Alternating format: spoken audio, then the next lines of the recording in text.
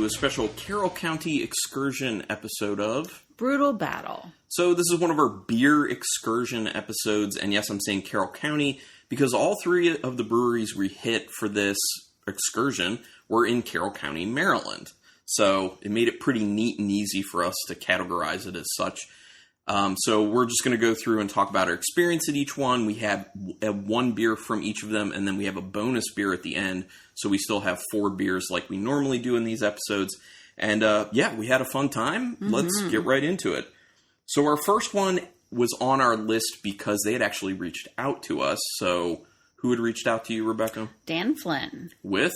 Brewery Fire. Brewery Fire in Taneytown. I don't know if they say it Taneytown or Taneytown. I assume it's Taneytown, but that's obviously in Maryland. All these are in Maryland, and they're kind of I don't want to say it's a rural area totally, but it's a more rural area than say where we live in Maryland. So it's a little more remote.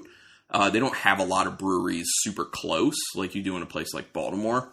So it's a little more out there. So it's not as known about as far as I know, but I'm going to say after being there, it's worth going to. Definitely. It's 100% worth going to. And I'm going to throw out another reason for people. I know there are a lot of people, especially in the Maryland, Virginia areas, that are big into going to Fourscore Brewing in Gettysburg, Pennsylvania, and they are great. And I know a lot of people go for their can releases.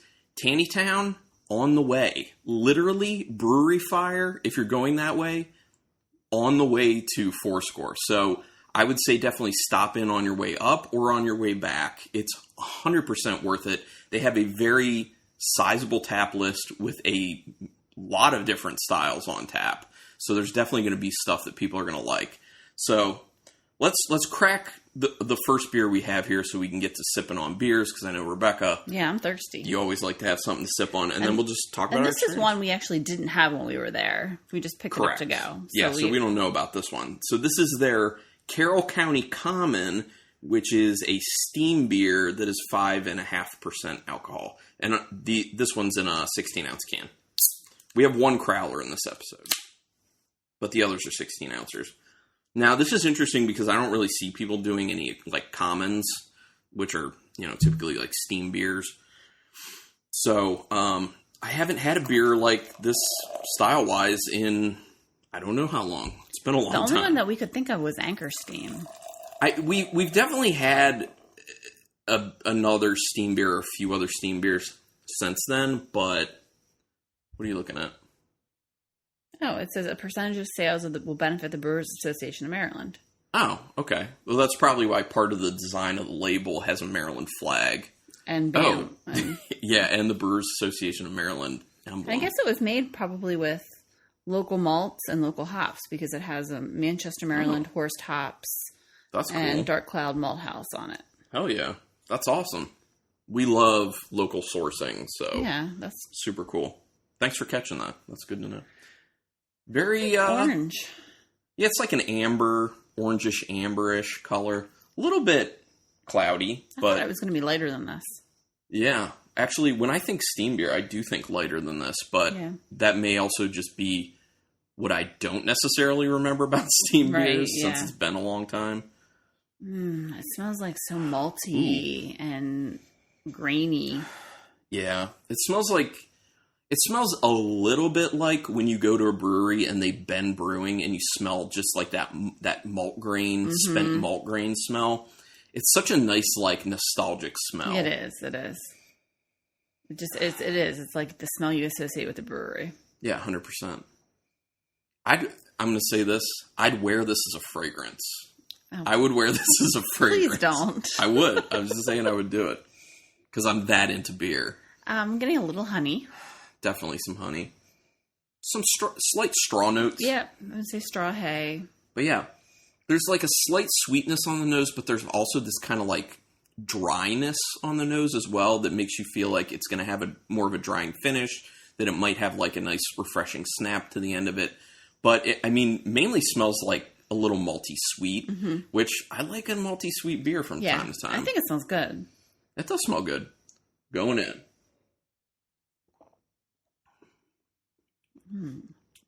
It's got a nice earthiness. I like the mouthfeel. It has like this real full body, creamy mouthfeel. You're right about that. It does have this kind of creaminess going on, which I wasn't, it didn't look that way. It wasn't smelling like it was going to have a creaminess. But yeah, for some reason, it has that full body. It's got a creaminess. It's good. But it's very much driven by that kind of malt grain flavor. There is a little sweetness, but I think there's even less sweetness in the flavor than there was in the nose for it. And there's a bitterness. Yeah, there's a decent bitterness on the end. It's kind of like a medium-low bitterness, in my opinion. Yeah, it's well-balanced. Definitely well-balanced. I like it. It's a nice, easy sipper, but has a good amount of flavor. It's one of those beers we've talked about. You can drink it and pay attention to it, or drink and forget about it. Yeah, and it's got a solid earthiness to it as well that I'm quite enjoying. That's a good beer. If you're into maltier beers, if you miss the days of things kind of like amber ales, because not a lot of people are doing stuff like that, just more focused on the maltiness, this would be a good beer for you. This is a good one. I enjoy that. And now we can say we've had a steam beer recently. Yeah. So we got that beer in a mixed 4-pack that we could do. Because boom, awesome. They do mixed 4-packs. Not a lot of breweries will do that. So I love the fact that they make that an option. And you could do that with like any of their beers. Yeah. I feel like sometimes when you do find a brewery that does mixed 4-packs, it's like only a certain selection of their 4-packs, not like everything. But we were like, we want one of this, one of this, one of this, one of this. And they were like, okay. Yeah, it was, So that was cool. So for that reason, it is very customer friendly in that sense. Mm-hmm.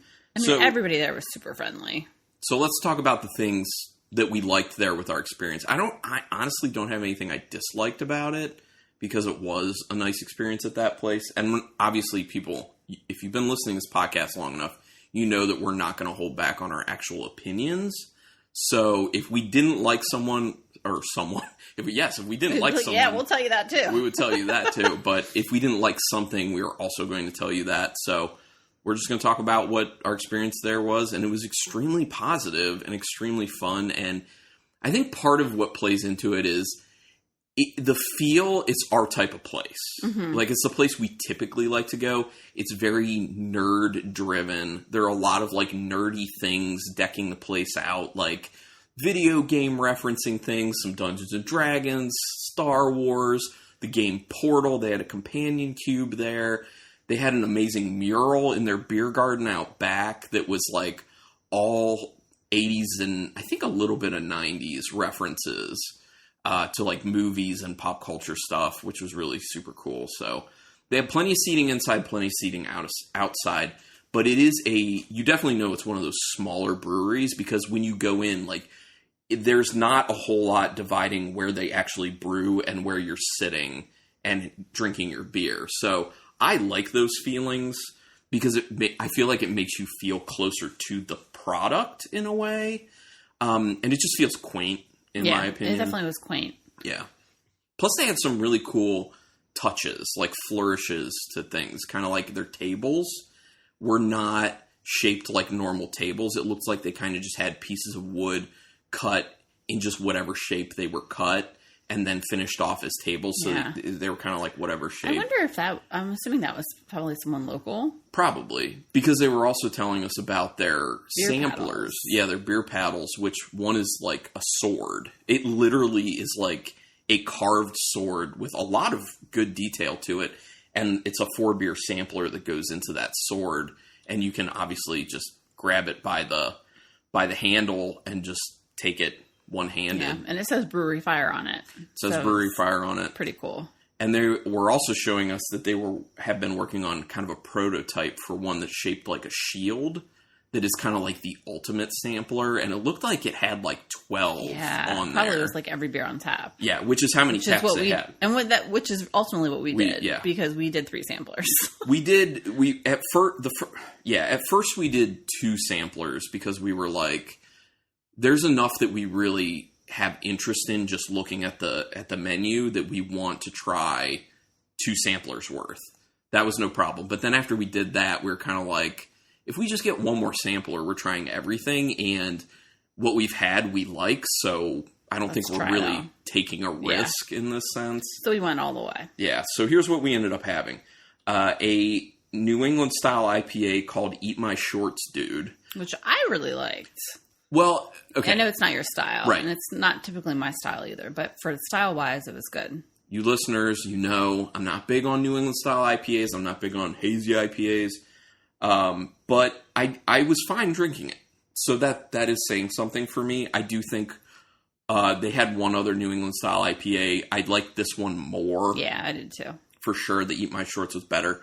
And Eat My Shorts, dude. Yeah. Then there was, yes, dude. You have, as Justin, the bartender said, you got to say the dude part. Yeah. Which, by the way, Justin was an awesome guy. Yeah. We'll talk a little bit more about him. So, Another Castle was their session IPA, which I can't remember the last time I had a session IPA, and it was a well-done session IPA, in my opinion. Very light, but very flavorful at the same time. Then we had There's Always Money in the Banana Stand. That was the other New England-style IPA. It's New England-style IPA. Reference to Arrested Development. Yes, Arrested Development. Then we had their Juicy Brute, which, to be honest, I didn't know anyone was still doing a Brute IPA, because that style was like a flash in the pan, popularity-wise. It seemed like it was popular for like 6 months and then it was gone, which I'm fine with that, because I typically don't like it. But I actually enjoyed the Juicy Brute. Yeah. It wasn't as drying as a lot of Brute IPAs typically are, and it was the hop character was more aggressive, which I like. So, and that was kind of one of the bar patrons, Mike's recommendation for us. Yes, yeah. He's like, you got to try this Juicy Brute. Yeah, and Mike was a super nice guy. He came over and he was just like chatting us up for a while. Super nice guy. He was there having a beer before mowing his lawn because he was like, the grass is still wet. What am I going to do? I got to let it dry have out. A beer. I'm like, I like the way this guy thinks. So the next beer we had was their Top of the Muffin to You. This one was interesting. I like that one a lot. This was a cream ale made with blueberry, vanilla, and graham crackers. And I mainly just tasted the blueberry out of that. It was like kind of this light blueberry, but it definitely also tasted like a nice light cream ale with kind of a bit of like a corn type finish to it. That was a good beer. I enjoyed that one. Mm-hmm. Then there was Business Casual Bonfire, which is one of the owner and founders, Jesse Johnson's favorite beers that he makes there, called Business Casual Bonfire is an English-style IPA. That's not my style. English-style IPAs are very earthy, typically, because they use noble hops. So, you know, they're going to be a very earthy-driven and more bitter. And that's not my style. But for an English IPA, it was well done. Yeah. I enjoyed it. Then we had their Puma Man, which is a Pilsner, and that was a solid Pilsner. I think that was actually their weakest offering. Yeah, if I remember that. In my opinion. It was a little lower on the flavor spectrum than I was assuming it would be based off being a Pilsner. I feel like it wasn't as crisp as I would like my Pilsners. That too, yeah. Then my favorite beer, the Executor IPA. West Coast style IPA. It's beautiful. This is a wonderful beer. I love this beer. If you like West Coast style IPAs, you got to get your hands on this Executor. Jesse said, we talked to him while we were there, he said that is one of his most pain in the ass beers to make. I'm sorry, Jesse, but you got to keep making that beer because it's so good. It is so good. That was a little slice of heaven for me because you know how hard it is to find West Coast style IPAs nowadays, specifically good ones. Yeah, because if people are making them, they're typically not great. I think Carlin took a first sip and was like, Yeah. Mm-hmm. I drank the majority of that one. Yeah, I barely got it. I wanted it. Then we had the Brunch of Oranges, which this one was really interesting to me. This was a mimosa-inspired sour beer brewed with orange, vanilla, and marshmallow. Now, what I need to say is it didn't taste like a sour. No. Like it wasn't even just like a fruit beer. Yeah, it was like a fruit beer. It didn't really taste like there was really any tartness or sourness to it. It was and that's not a bad thing. No, it's fine. It's just when it's categorized as a sour beer, you have a certain expectation, and that it just wasn't there. But I got the orange to it, and I 100% got the marshmallow, which was very surprising because we've had plenty of beers that have marshmallow in them on this podcast, even some recently. And you never taste it. as actual marshmallow. Sometimes it tastes like vanilla. Yeah, sometimes you get it as vanilla, but you never taste it or as just like a sugary sweetness. But with this one, like I didn't even remember what the beer was, but I took a sip and I'm like, what one is this? This tastes like straight up marshmallow. Like, what is this? So I think that's actually the first time I've actually tasted legitimate marshmallow in a beer. Yeah. I think that's a good beer for people who don't like beer too. Yeah, I agree with that. Then we had, this one was really interesting too, Lois's. And this is a golden stout. They call it a breakfast golden stout, brewed with maple, cinnamon, and peanut butter. And Jesse was telling us that they actually named this after he and a friend's favorite waitress at their local Denny's.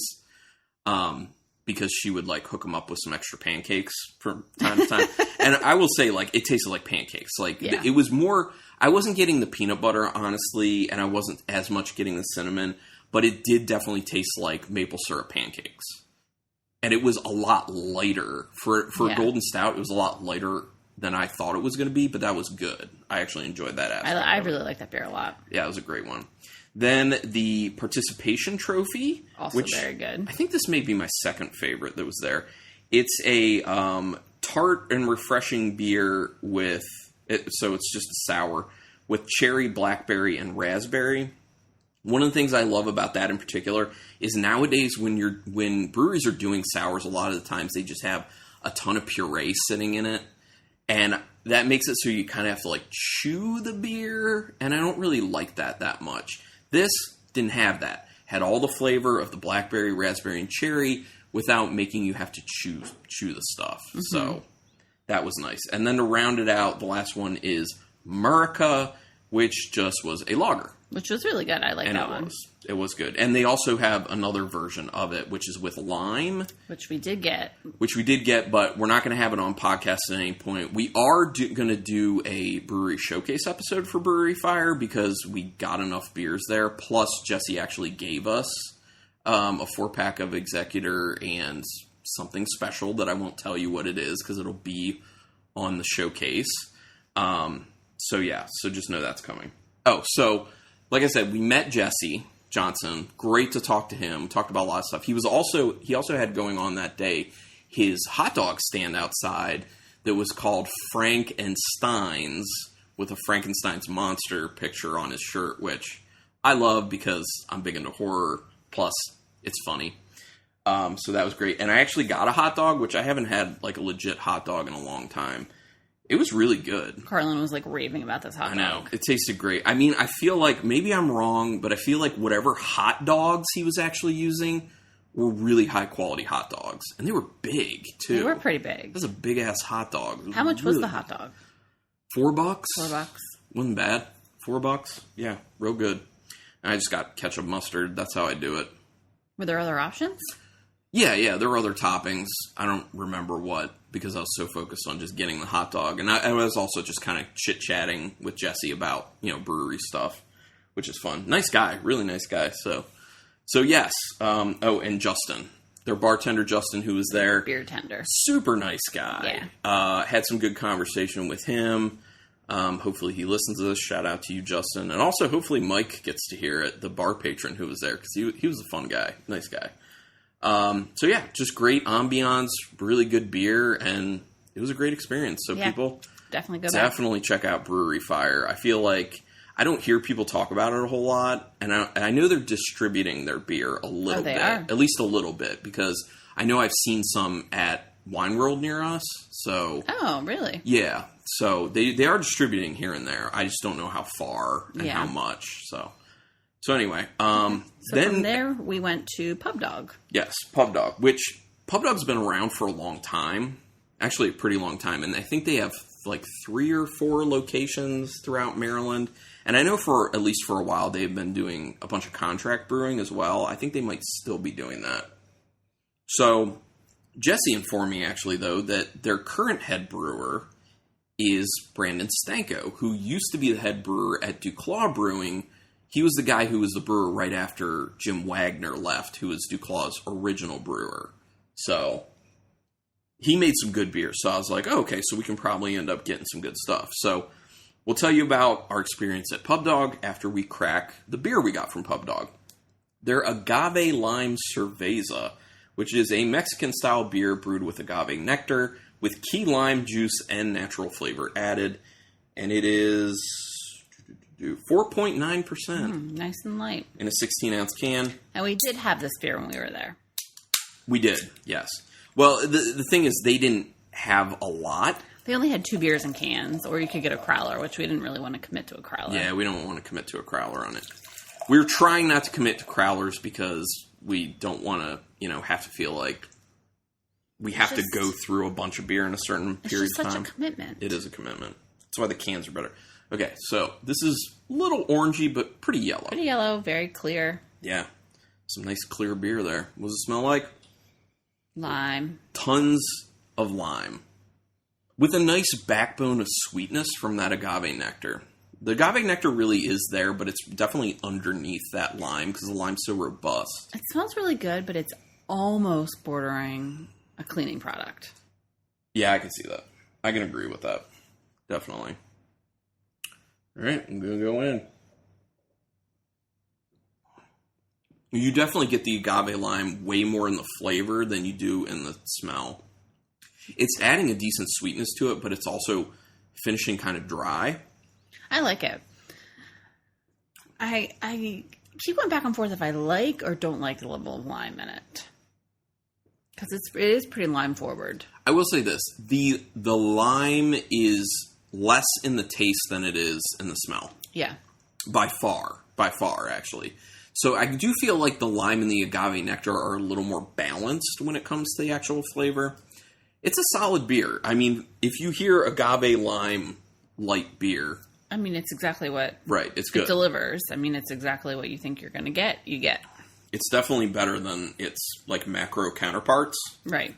Because, not a lot of breweries doing beers like this. But they did a good job. So, when we were at Pub Dog... One of the main things that drew us to Pub Dog? Well, their pizza. We heard they had good pizza, and they had 20 different types of pizzas on their menu. They had a lot of pizzas. We had also heard from a friend, Stephanie Smith, that she had gone there a few times, and she was like, their pizza's really good. So, we did. When we got there, it was super crowded inside. We ended up with a picnic table outside, which is fine with us, because we kind of wanted to be outside anyway. And I asked the bartender if they did samplers or half pours or anything, and she's like, yeah. So we ended up asking for 4 pours, but the pours were really small. So we weren't really sure if they were just here, take a sample it, see if you like it, or if that was actually their sampler size. Yeah, I don't know. I didn't check the receipt when we left to see if we were charged for it. Yeah, because it wasn't a lot. We didn't do a whole lot. I think we each had 2 sips. Yeah, it wasn't a whole lot. But... And by sips, I mean literally a sip. So what we had, their Citra Pale Ale, which was okay. Mm-hmm. It was okay for a pale ale. Their Vienna Lager, which is also kind of okay. The Agave Lime Cerveza. Which was good. And their Caramel Porter, which actually was really good, in my opinion. Probably the beer we would have gotten in cans if we could have. But we could only get a crowler and didn't want to do that. That is the one I definitely wanted to get in cans because the thing with it is a lot of times with things like a caramel porter, it'll have this kind of fake taste to it, or it'll be really sweet. And this had no sweetness, which I think is awesome for something like a caramel porter. It had all the flavor of a chocolatiness, all the flavor of that caramel with no sweetness, which in my opinion is the best way to experience those flavors in beer. Pretty impressive. And it was light. Mm-hmm, the body was so light, but it was so flavorful. I really enjoyed that beer, and I think that's great. They should definitely can that and distribute it. They also had a blueberry beer, a strawberry beer. They definitely had some stuff that definitely we wouldn't try. Yeah, they seem very geared towards the non-beer drinker. Yeah, the people who mainly just drink macro beers, trying to bring them in. You know that's the case when you're here's a light wheat blueberry beer and here's a wheat strawberry beer. When that's on tap, typically that's the type of people they have coming there. So yeah, we weren't there that long. We just got our little sampler beers. Ate our pizza, which was really good. We ended up with a barbecue chicken pizza. Yeah, that was a good pizza. The pizzas are small though. Just know that. We probably could have gotten 2, but we decided to pace ourselves. And I wanted to do 2. I know, but we didn't. They do have a lot of outdoor seating, and you can bring your dog and have them outdoor. Yeah, which is cool. And then they have a lot less indoor seating. It was pretty cramped in there. It was really cramped in there. So you're probably going to want to sit outside because it's much more spacious. Way more spacious and just relaxing. And it wasn't as loud. Inside was loud. Yeah, that too. All right, so then after that, we went to 1623. And they are out of Eldersburg. Oh, did we say Westminster? Westminster is where Pub Dog is. Then we went to Eldersburg, which is where 1623 Brewing is. And we've been wanting to go to 1623 because I think they'd won some awards. I think they won I think they won a brewing award kind of recently. For this beer? No, not this beer. At the Great American Beer Festival for something. I don't remember, like in 2020 or 2019. So they've been on our map. Plus, we had on this podcast at one point a IPA by them that was really good. I think it was called like Hop Comet or something like that. So we've been wanting to go, so we did. And let's try the beer we got. Now, we had to do a crowler for this one because we really wanted it in cans, but they were out. So, but we could do a crowler, and we were like, this beer is too good to pass up, so we have to do a crowler. So, this is a lot of beer at the moment, but you know what? We'll manage. Carl, Jesus Christ. Oh. This is terrible. Crowlers don't pour well. They pour like shit always. They always pour like shit. There's beer all over the table. Well, yeah, because you can't pour because that's how it's supposed to be. Though they fill it all the way to the brim. Well, it's not just that. It's just the fact that the mouth is not proportional. The mouth is the same frickin' size as it is for a 16-ounce can and a 12-ounce can. The mouth needs to be larger for a 32-ounce can. Otherwise, this is what you get when you try to pour this beer. Yeah. It's always a mess. So, that sucks. Well, this is why we lost some beer. We lost some beer. Okay, so anyway, what does it look like? Well, what is it? Oh, yeah, I'm sorry. It's everything but the seeds, and it's a cream ale with watermelon. And they actually don't have they do have the ABV, but it rubbed off because it was wet from condensation while we were going with it. But I have it in, here we go, I can find it. It is 5.2% alcohol. 5.2%. Okay. Yeah, 5.2. And it looks pretty orange. You can't see through it. Orange yellow. Can't see through it. And it smells like watermelon. Yeah, it definitely smells like watermelon. It's very watermelon driven. It's kind of all I'm getting. It's kind of weird because I feel like there is, to take this way back, a little bit of a perm juice smell. to quote early podcast co-host Kyle Harris. It's got a slight perm juice smell. It's kind of weird. There's a little sweetness. Yeah, there's a little hay. I was just going to say hay, straw. A little honey. Yeah. But watermelon's the predominant smell. It's very watermelon-y. It mainly just tastes like watermelon, honestly. But it's not sweet. Right, it's not sweet. And it's not like gross watermelon. It doesn't taste like totally artificial. Yeah. It just, when I knew they were popular, this beer was popular there and they were well known for this beer. And I thought, how good can it be? But it's pretty tasty. It's very good. I will say, I haven't had a ton of beers with watermelon in them, but of the ones I've had, this is by far the best. It's very good. If you have ever thought about wanting to have a beer with watermelon, but you're always like, the execution's never good, it's always too sweet, it's too gimmicky, whatever, go with this one, though. It is legitimately good. It's very good. And the biggest thing, it's not sweet. Yeah. And the watermelon is very much almost all you taste, but it's not overpowering, if that makes any sense. Yeah. It's good. It's just a beautiful watermelon flavor. It really is. Yeah. So Very good. 1623 was kind of like... It does. Sorry, real quick. It does have a cream ale finish, though. It's got that little bit of like a corniness. Yeah, cereal-y. And grain cereal, yeah. So 1623 is kind of like the polar opposite of Brewery Fire. It's large. Yeah, it's very commercial. Very different. But we had a lot of fun there too. Beautiful bar space, beautiful space. They have a circular bar, which I think is really cool. Awesome. I mean, the place is a great design, amazing design, and lots of outdoor seating. Lots of outdoor seating, and they had a live band playing. They had 2 food trucks. We went in, we ordered our beers, we got 2 flights, we went outside, and then people were checking on us regularly too. So if we wanted to order more, they would have brought it to us outside, which is nice. They were very well staffed, and their staff was very attentive. Yeah. So they had great people working there. Our only problem is that they didn't properly clean some of their tap lines, because we had 2 beers that we got in between our 2 flights that did not taste like the beers they were supposed to be. It was a Pilsner and a lager, right? No, it was I think it was a Pilsner and it was either an IPL or just like a hoppy ale. Whatever it was, but they both tasted like a Hefeweizen. Yeah, they both tasted like Hefeweizen, and we did not order any Hefeweizen at all.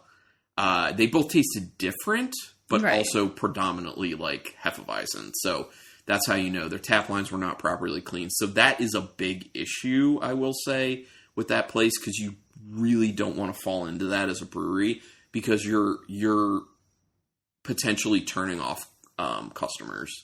Because if they come and they're like, oh, I would really like to have this Pilsner, they taste it and it tastes like a Hefeweizen, people are not going to be feeling good about your beer. Or some people might like it. I mean, and maybe. then come back, want to order it, and realize, oh, this isn't the beer I wanted, because... When you finally get the lines cleaned properly, But that's kind of like a, so Brewery 101, clean your tap lines properly. So out of our 8 beers, 2 of them we thought came from dirty tap lines. Yeah. So we really just had 6 that we tasted. Which is actually pretty bad odds. Yeah. When you think about it. They really... I mean, I know I'm really harping on this, but like I said, this is Brewery 101 stuff. It really is.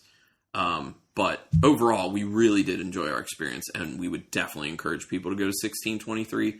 Just, I think that maybe something we didn't do that people should do if they go. If you have a beer that you think had a dirty tap line, just tell them. Yeah, we probably should have said something. Yeah, and they'd probably give you something else, would be my guess. So, but I did let someone who works with them know, and they are going to address it. So that's good. Just not a bartender there or a server. So, but so for food though, I went with Jimmy's Seafood truck was there, so I had a crab cake, which was delicious. Crab cake sandwich. Crab cake sandwich was my first time there, having Jimmy's Seafood, and the woman working there was really nice, because I guess obviously seafood is kind of like market price. So she's like, right now our crab cake sandwiches are $28. Is that okay? Yeah, I'm like, that's a lot. Sure. I mean, it was, we were having a fun day out. It was a splurge. It's not like it's something we do all the time, but yeah, it was. And there wasn't a lot of filler. It was a lot of crab. Yeah. Well, and Rebecca she was nice enough to let me have a taste of it, and it was awesome. It was a phenomenal crab cake. It was a phenomenal crab cake sandwich. The only thing that sucked about that is their French fries were disgusting. Yeah, their fries weren't that good. Their fries were, I'm not just saying they weren't good fries. They were horrible because they tasted like fish. Because my idea on this is they're using older fry oil, and they're frying the crab cakes in the same oil that they're doing French fries in, which that means your fries are going to taste like seafood. Yeah. And that's gross. So, yeah, that sucked. But the sandwich was amazing. Yeah. And then I got something different. I went with the other food truck called Jolly Pig, and it was all pig pork tacos. But there were so many different types of tacos you could do, and they had deals. It was 2 for a certain amount or 3 for a certain amount. And I went with 3, and I got one that was a Korean barbecue style that was really good. One that was a Peking style that was also really good. And then one was Zapoteca style that was also good. I mean, they were all phenomenally good. Like, the base pork was so good, and then all the toppings and how they mix the flavors of the toppings together with the pork, it was awesome. I'm glad I got that. Those tacos were so awesome. Tacos did look really good. I just had to go with Jimmy's because I kept wanting to try it for so long. And anytime we're at a brewery, it's always like, oh, Jimmy's is the day before, or the day after you're there. Yeah, people talk about Jimmy's like crazy. And I see why. Like, their crab cakes are crazy good. So, yeah. That was a great experience. We really enjoyed it. Other than the dirty tap line and the fries, it was awesome. Yeah, and that wasn't their fault. The fries, that was just their... That was Jimmy's fault. But it was fun, and there were people with their kids there, people with their dogs outside. We sat outside. We braved the cicadas that were crawling on us. Yeah, our 17-year cicadas are all over the place. For people listening who aren't in the area, yeah, it's tons of cicadas all over the place. But yeah, no, it was good. It was a good time, and it was a good way to wrap things up. Mm-hmm. It really was. It was a good day. We would go back to, I think, all these places. Yeah. Probably less likely to go back to Pub Dog because of their limited offerings. But if we're in the area and we want some good pizza, I can see popping in. Yeah. But definitely big recommend on 1623 and the biggest recommend on Brewery Fire because that was our favorite of the three breweries. Yeah. And because of that, we're going to wrap this episode up with a bonus beer from Brewery Fire. And it's one that we talked about that we already had while we were there. And it is Lois's Breakfast Golden Stout, which is the Golden Stout with maple, cinnamon, and peanut butter. So let's really pay attention and see if we can get the peanut butter in. Yeah, because the first time we had it, I was just telling Carlin before we started recording, I'm like, did you get the peanut butter in that? Because I didn't. And this is 5.5% alcohol. Oh, nice. Well, that's really full. My thumb. And Justin, our beer tender, was saying that some people actually drink this, make pancakes for dinner, and then drink this beer with it. So I told Carlin with our last Lois's that we have, because we shared some with a friend. Yeah. We need to have pancakes. Because good friends split 4-packs. Yeah. That's what I'm going to say. Right there. All right. So this Lois's looks like very orange. Yeah. Very orange. That is that golden stout. There's a decent amount of head just sticking around on top. Just all large bubbles, though. What do you smell? I'm getting the cinnamon. I do get the cinnamon. I wasn't really smelling the beer when we were having it there. Yeah, we weren't like really picking all the beers apart like we do on podcast. Yeah, really.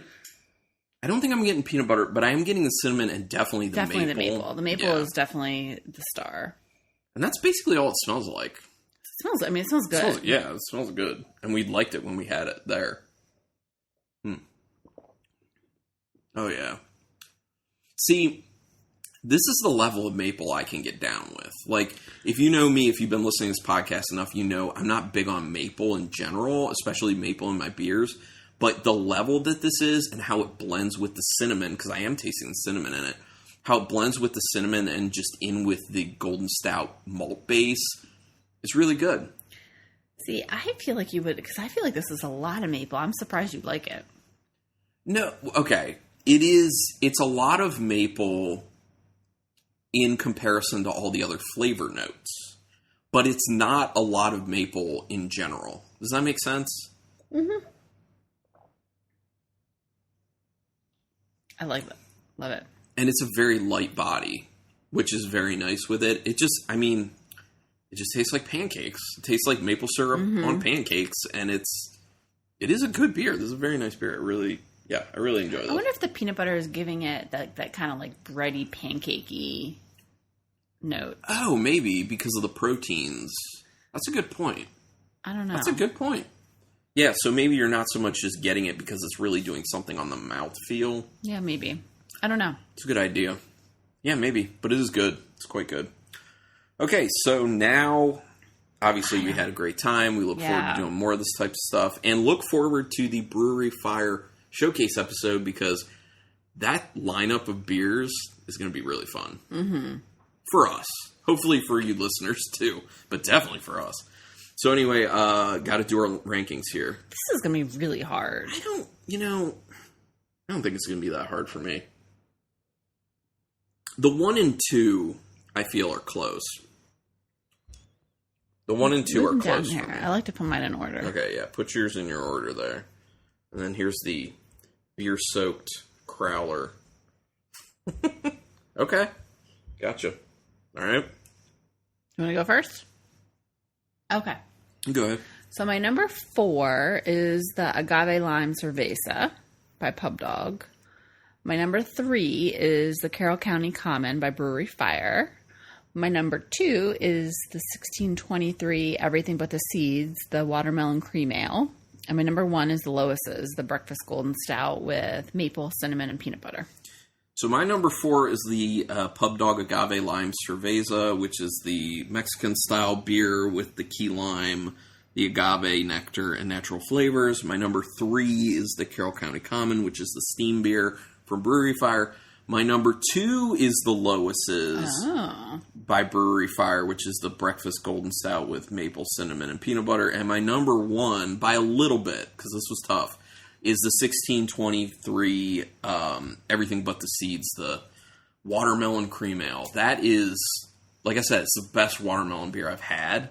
But I had a bit of a hard time between the Lois's and the Everything But the Seeds, because they're pretty close for me. But I'm going to give that edge to Everything But the Seeds. But good lineup, though. Yeah, good luck. Yeah, well, I mean, we kind of curated it. We kind of chose beers that we definitely wanted to have again. Except we didn't know about the Carroll County Common. And that was solid. That's I like it. I'm going to enjoy finishing it. Yeah, me too. So, yeah. And we have a few other of their beers that we're just going to try on our own that I'm excited about. So. Yeah. But anyway, thank you everyone for checking this out. Thank you to the Brewery Fire folks in particular. Very hospitable. Talked us up. But I feel like that's the way it is for everyone. Not just because we're podcasters. They seemed very genuine and relaxed, and that's how they just are, which is great. Because that's our type of place. Yeah. 100%. And like I said, a reminder, if you're going to Fourscore, just stop into Brewery Fire, because it's on the way, and it's very good, and you'll have a good time. But anyway, thanks everyone for checking this out. Look forward to the Brewery Fire Showcase episode, which will be coming in the next few weeks, maybe next week, maybe the week after, I don't know, we'll see. But anyway, please remember to keep it brutal. I feel so